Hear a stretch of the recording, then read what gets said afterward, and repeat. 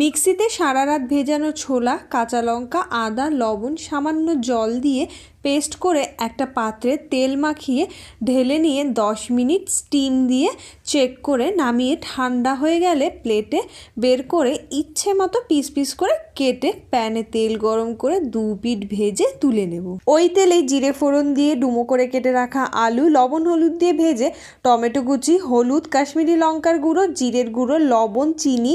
আদা, কাঁচা লঙ্কা, একটু চারমগজ বাটা দিয়ে কষিয়ে প্রয়োজন মতো জল দিয়ে ফুটে উঠলে ছোলার বরফিগুলো দিয়ে আরও কিছুক্ষণ ফুটিয়ে নিয়ে ঘি আর গরম মশলা দিয়ে নামিয়ে নেব। ছোলাগুলো ভিজিয়েছিলাম আমি অন্য কিছু খাবো বলে, কিন্তু হঠাৎ এইভাবে মাথায় আসাতে আমি বানিয়ে নিলাম ছোলার ধোকা। আশা করি সকলের ভালো লাগবে। মিক্সিতে সারা রাত ভেজানো ছোলা, কাঁচা লঙ্কা, আদা, লবণ, সামান্য জল দিয়ে পেস্ট করে একটা পাত্রে তেল মাখিয়ে ঢেলে নিয়ে 10 মিনিট স্টিম দিয়ে চেক করে নামিয়ে ঠান্ডা